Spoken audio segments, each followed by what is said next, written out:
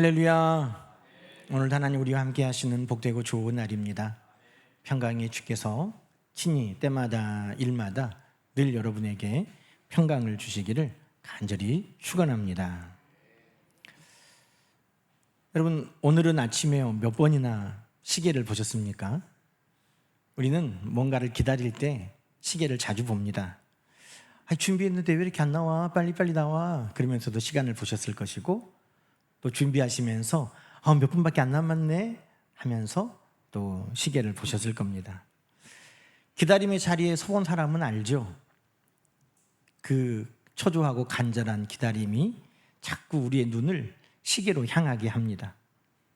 또 더 큰 기다림은 며칠 전부터 달력에 동그라미를 쳐면서 또 손가락을 세어가면서 그렇게 기다리기도 합니다. 우리에게 기다림이란 곧 시간, 그 시간과의 싸움이라는 것을 우리는 잘 알고 있기 때문입니다. 그런데 여러분, 기다림은 꼭 시간에 따라 결정되고 시간이 모든 것을 좌우할까요? 2024년의 6월 미국에서 국제우주정거장에 2명의 우주비행사를 보낸 일이 있습니다.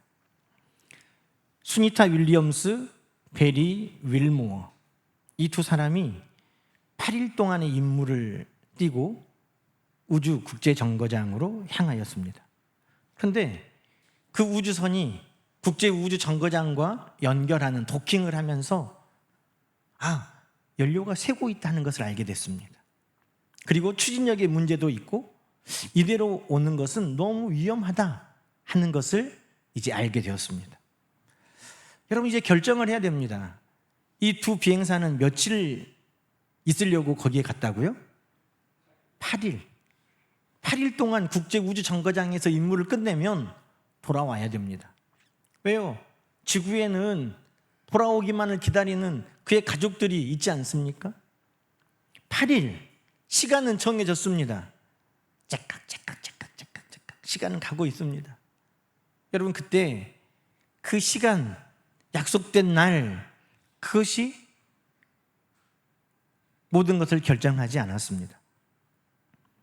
나사에서는 예정된 일정보다 더 중요하게 고려하는 것이 있었습니다. 그것은 안전하게 그들이 돌아올 수 있는가, 예정된 시간을 맞출 수 있는가, 예정된 시간에 돌아올 수 있는가 하는 것보다 더 중요한 것은 그들이 안전하게, 그들이 온전하게 돌아올 수 있는가, 여기에 모든 관심이 기울여졌다는 것입니다. 여러분, 우리의 기다림은 언제보다 더 중요한 게 있습니다. 온전하게, 완전하게 라는 것입니다. 8일 있으려고 갔지만 그들은 9개월이나 머물러야 했고, 그러나 9개월 뒤에 두 사람 모두가 안전하게 해를 넘어 돌아오게 되었습니다. 여러분, 우리의 기다림은 어떻습니까? 우리의 기다림은 늘 기다림 앞에서 시계를 보고 초조해하고 시간을 보면서 그 기다림의 끝을 우리는 바라보고 있습니다. 그러나 하나님은 좀 다른 관점에서 우리의 기다림을 주목하고 계십니다. 하나님은 시계를 보시는 게 아니라 저울을 보고 계시다는 사실입니다. 이것은 기다림 가운데 있는 우리에게도 하나님께서 품기를 원하시는 마음인 것입니다. 여러분, 오늘 우리가 읽었던 욥기 23장 8절 9절은 간절히 하나님을 찾고 하나님의 응답을 기다리는 욥의 모습을 잘 보여주고 있습니다. 여러분, 오늘 8절에 뭐라고 말합니까? 내가 앞으로 가도 그가 아니 계시고 뒤로 가도 보이지 아니하며 내가 왼쪽에서 일하시나 하고 봐도 거기에 안 계시고 만날 수 없고 오른쪽으로 돌이켜 봐도 하나님을 배울 수가 없다. 여러분, 욥은 지금 생존의 위기 앞에 있습니다. 그냥 하나님이 빨리 좀 도와줬으면 좋겠다 정도가 아닙니다. 그의 자녀들이 다 죽었고 소유를 다 잃어버렸고 그의 몸에도 병이 들고 하루하루 살기가 너무 버티기 힘든 그 나날, 그래서 하나님을 간절히 찾았고 하나님의 응답을 사모했습니다. 이것은 죽고 사는 문제입니다. 여러분, 초대교회 많은 성도들도 하나님을 그들이 간절히 찾는 것은 단순히 더 안전하고 더 여유롭고 더 평안하기가 아니라 사느냐 죽느냐 그 위기 앞에 간절히 하나님을 찾고 불렀던 생존의 문제였습니다. 여러분, 오늘도 우리도 그렇죠. 우리도 하나님을 찾는 것이 하나님 아니면 우리에게 해결의 답이 없고 소망이 없다고 여겨질 때 우리도 하나님을 붙들고 찾는 것이 생존의 문제가 됩니다. 하나님 만나기를 원하고 하나님 응답이 빨리 우리에게 오기를 간절히 사모합니다. 그런데 여러분, 욥은 10절에 우리에게 놀라운 고백을 하고 있습니다. 이 고백은 욥의 입을 통해 하나님께서 우리가 하기를 원하시는 우리의 고백인 것입니다. 10절 말씀 우리가 함께 다 같이 읽어보십시다. 그러나 내가 가는 길을 그가 아시나니 그가 나를 단련한 후에는 내가 순금같이 되어 나오리라. 아멘. 여러분, 우리는 하나님 언제 응답하실 거예요? 언제 만나주실 거예요? 언제라고 자꾸 시계를 보면서 달력을 보면서 하나님 앞에 묻지만 하나님은 저울로 얼마나 온전하냐, 얼마나 순전하냐, 그것을 우리에게 물으시는구나. 욥이 그것을 깨닫고 이렇게 고백했던 것입니다. 여러분, 오늘 설교의 제목을 정하면서 기다림은 시계가 아닌 저울입니다. 주보가 공간이 한정되어 있어서 제가 시계가 아니라 저울입니다, 그렇게 써놨습니다. 여러분, 우리의 기다림에 필요한 것은 시계가 아니라 저울입니다. 여러분, 헬라어의 시간은 두 가지로 표현됐습니다. 하나는 크로노스, 우리가 시계를 보면 지나가는 그 흘러가는 시간, 그게 크로노스입니다. 그러나 성경에 중요한 또 하나의 시간이 있는데 그것은 카이로스입니다. 하나님의 때라는 것입니다. 여러분, 하나님은 시간에 따라 일하시는 게 아니라 하나님의 때에 일하시는 것입니다. 전도서 3장 1절에 보면 범사에 기한이 있고 천하 만사가 다 때가 있다라고 말씀하고 있습니다. 여러분, 제가 어렸을 때는 아이는 예정일에 태어나는 줄 알았어요. 예정일. 그 예정일이라는 거 아시죠? 모르세요? 알죠? 예정일. 그래서 예정일이 언제다 그러면 저는 그달의 아이가 딱 나오는 줄 알았어요. 시간이 짝깍 가서 예정일 되면 응애 하고 나오는 줄 알았어요. 그래서 제가 목사가 될 때에도 저희 아이들은 거꾸로 있어가지고 수술을 했거든요. 그래서 그걸 몰랐어요. 예정일이 언제라고 이야기해주면 그날 제가 전화를 했습니다. 이게 나왔나요? 그러면 초산일 때는 어때요? 목사님, 안 나왔어요. 그래요. 예정일인데도 안 나왔다는 거예요. 여러분, 그게 성경이 말하는 시간이 아닌 때를 말하는 겁니다. 둘째 되고 셋째 되면 어떻게 돼요? 제가 예정일에 전화하지 않아도 미리 전화가 옵니다. 목사님, 아기가 나오려고 그래요. 그래. 큰 하나님의 때라는 것입니다. 여러분, 우리는 시간에 의해 사는 것이 아니라 하나님의 때에 따라 살고 있다는 것입니다. 하나님의 정하신 때, 그런데 하나님이 정하신 때는 우리의 시계로 측량하는 것이 아니라 우리의 저울로 하나님이 달아보고 그것을 정하신다는 것입니다. 여러분, 날 때가 있고 죽을 때가 있다. 그것은 시간에 의해 정해지는 게 아닙니다. 하나님의 뜻에 따라 정해지는 것입니다. 여러분, 하찮은 붕어빵도 주인이 붕어빵을 시간 됐다고 그냥 줍니까? 아이고 사장님, 저 기다린 지 5분이나 됐어요. 그래요? 그럼 5분 됐다고 내어줍니까? 시간 딱 맞춰서 돌아가고 내어줍니까? 아니에요. 하찮은 붕어빵도 주인이 돌려보고 다시 뒤집어보고 찔러보고 그렇게 하면서 완전하게 될 때 손님에게 그걸 내어주는 것입니다. 하물며 하나님께서 천하 만사를 운영하고 경영하시는 하나님께서 시간에 따라 하는 게 아니라 하나님의 뜻에 따라 모든 것을 결정하시는 것입니다. 여러분, 이것을 이해하기 쉽게 갈라디아 4장 4절은 이렇게 말씀하고 있습니다.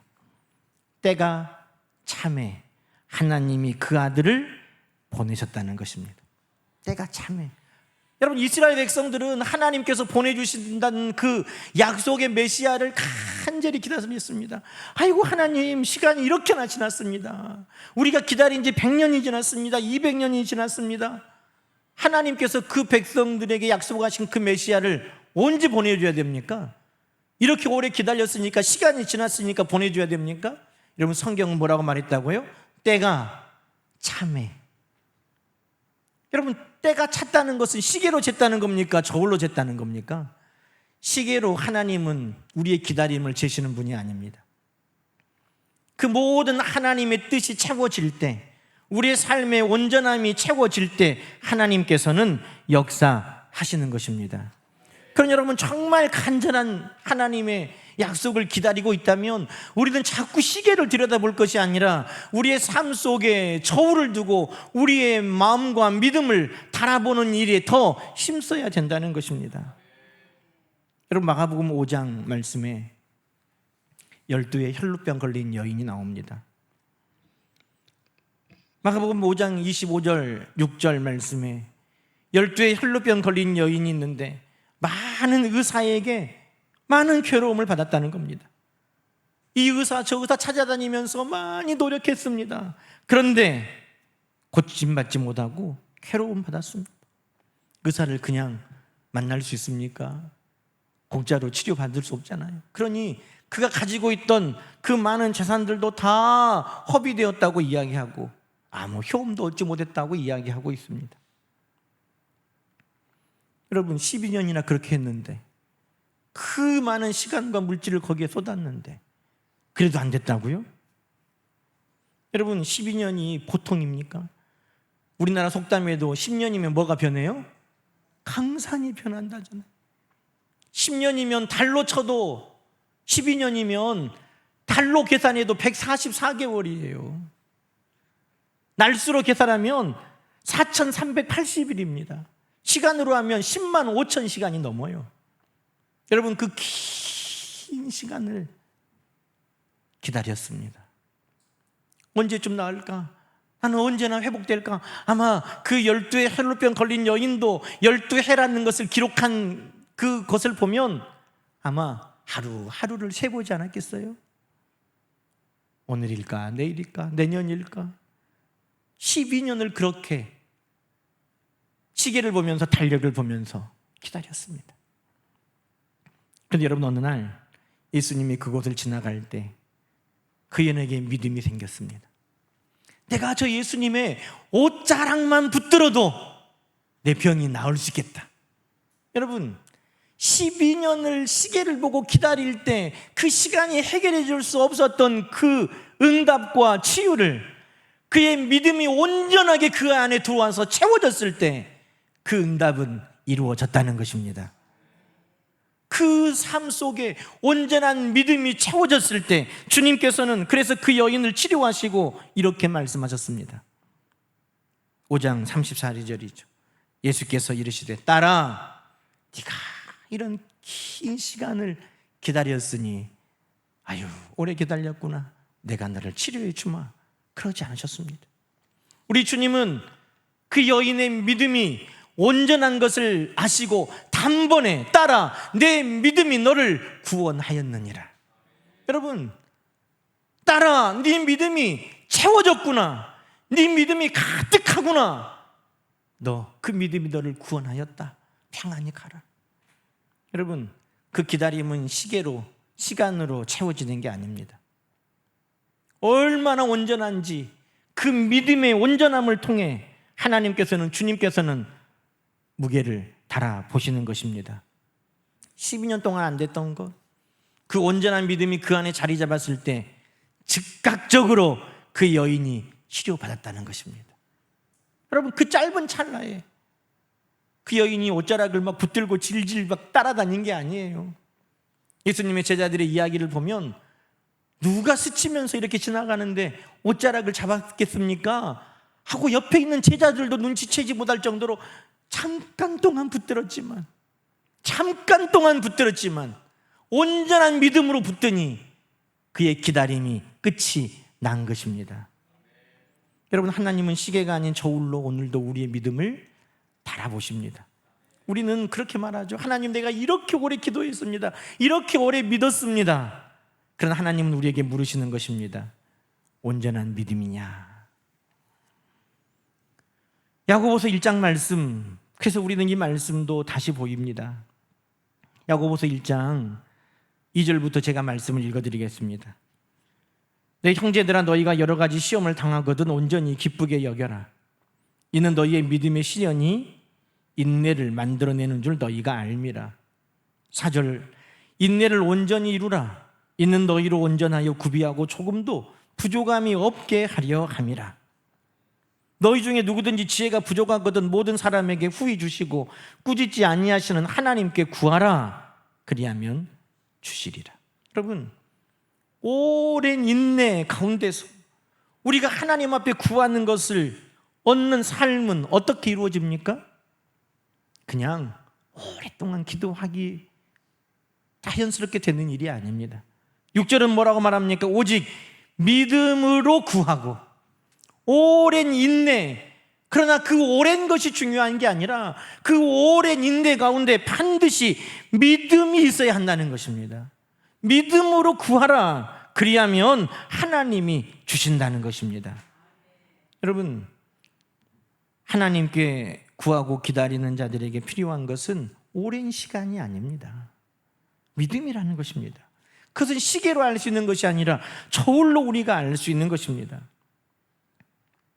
그래서 오늘 본문 10절 욥이 그렇게 고백한 것입니다. 다시 욥기 10장 23장 10절 말씀을 다시 읽어보겠습니다. 그러나 내가 가는 길을 그가 아시나니 그가 나를 단련하신 후에는 내가 청금과 같이 순금같이 나오리라. 아멘. 여러분, 내가 가는 이 길, 이 고난의 길, 간절히 하나님을 찾는 이 길, 내가 지금 기다리고 있는 이 길, 그 모든 과정을 하나님은 아십니다. 그런데 내가 이 길에서 빠져나와 그 길의 끝에서 하나님을 만나고 응답을 만날 때, 그때는 어떤 때냐 이 말입니다. 그냥 시간이 가서 내가 이 길을 계속 걷다 보면 나오는가? 아니에요. 오늘 성경은 뭐라고 말합니까? 나를 단련하여 정금같이 태워야 내가 나온다는 것입니다. 하나님이 나를 정금과 같이 단련하셔요.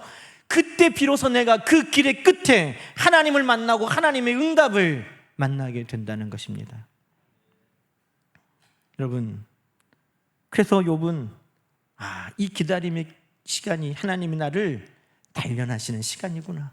그래서 내가 순금같이 정금과 같이 되어서 이 기다림의 끝에 하나님을 만나구나 라는 것을 알게 된 것입니다. 여러분, 우리는 단련한다 그러면 왠지 부담되죠. 하나님 나를 단련한다 그러면 어떤 생각이 드십니까? 군대에서 훈련받는 그 기분 들죠.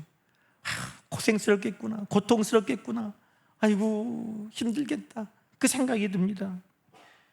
그러나 여러분, 하나님은 우리를 고통스럽게 하시려는 하나님이 아닙니다. 하나님은 어떤 하나님입니까? 너희를 향한 나의 생각을 내가 안 하니 재앙이 아니요 평안이요 미래의 희망이라고 말씀하십니다. 하나님은 우리를 전라도 사투리로 무담시 고생시키는 분 아니에요. 하나님은 우리를 고통스럽게 하는 것이 하나님의 목적이 아닙니다. 하나님은 우리를 단련시키셔서 순금 정금과 같이 되어 그 기다림의 끝을 보게 하시려는 하나님이신 것입니다. 그러면 하나님의 단련은 어떤 것이냐? 성경에 말씀이 있어요. 말라기 3장 말씀에 보면 하나님은 어떻게 우리를 단련시키시는가 하는 것을 기록해 놓았습니다. 말라기 3장 2절 3절 말씀 우리가 함께 또 읽어보십시다. 그가 임하시는 날을 누가 능히 당하며 그가 나타나는 때에 누가 능히 서리요. 그는 금을 연단하는 자의 불과 표백하는 자의 잿물과 같을 것이라. 그가 은을 연단하여 깨끗하게 하는 자 같이 앉아서 레위 자손을 깨끗하게 하되 금, 은 같이 그들을 연단하리니. 아멘. 여러분, 그 당시에 금과 은을 순금, 순은으로 단련하여서 깨끗하게 하는 사람은 이렇게 했다는 거예요. 풀무불을 피워놓고 거기에 금을 올려놓습니다. 여러분, 금을 올려놓으면 그것이 순금이 아닐 때는 어떻게 되겠습니까? 녹아가지고 거기에 불순물이 떠오르는 거예요. 그걸 성경에서는 찌꺼기, 찌끼라고 그랬습니다. 여러분, 순금이 될 때까지 계속해서 불을 떼면 찌끼가 계속해서 떠오르는 것입니다. 그것을 걷어내요. 그럼 한 번 걷어내면 되는 게 아니라 또 다른 온도에서 녹아져 나오는 또 다른 찌끼가 있습니다. 또 걷어내요. 또 다른 온도에서 또 다른 찌끼가 또 오릅니다. 또 걷어내요. 여러분, 그래서 언제까지 합니까? 아이고 시간이 이렇게나 됐네. 아니야, 그만하지 라고 단련은 멈추지 않습니다. 그 모든 찌끼가 다 걷어지고 그 금과 은을 재련하는 그 세공사의 얼굴이 그 금과 은에 비칠 때까지 했다는 것입니다. 여러분, 오늘 하나님께서는 우리의 모든 길을 지켜보고 계십니다. 눈을 떼지 않으십니다. 우리 안에 있는 모든 불순물들을 하나님은 다 제거하기를 원하십니다. 그래서 우리 모습 안에 하나님의 형상, 하나님의 성품, 하나님의 모습이 드러나기를 원하십니다. 그때 우리의 삶에 온전한 믿음이 보일 때 하나님은 역사하여 주시는 것입니다.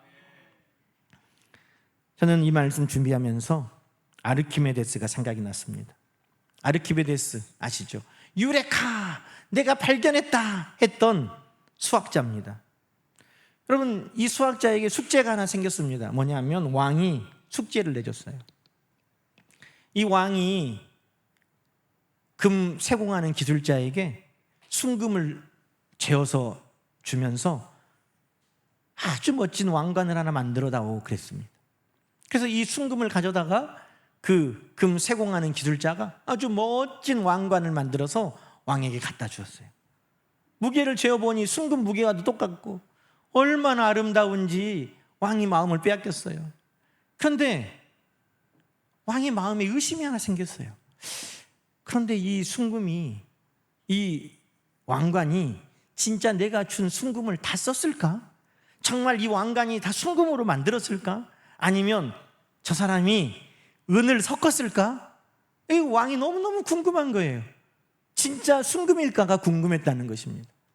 그런데 그 왕관을 너무 아름답게 만들어진 것을 녹일 수도 없고 깨울 수도 없고 이거 알 수 있는 방법이 없는 거예요. 그래서 지혜로 소문난 아르키메데스에게 네가 좀 이 왕관이 내가 준 순금하고 똑같은 것인가 좀 알아봐다오 부탁했다는 거예요. 여러분, 어떻게 하면 됩니까? 한국 사람들은 간단해요. 깨물어 봐야죠. 왕이 못 보는 데를 깨물어 봐야죠. 그런데 아르키메데스가 고민하는데 어느 날은 목욕통을 들어가는데 그가 목욕통 안으로 탁 들어가니까 목욕통 안에 있는 물이 어떻게 됐을까요? 밖으로 넘쳤다는 거예요. 날씬하진 않았나 봐요.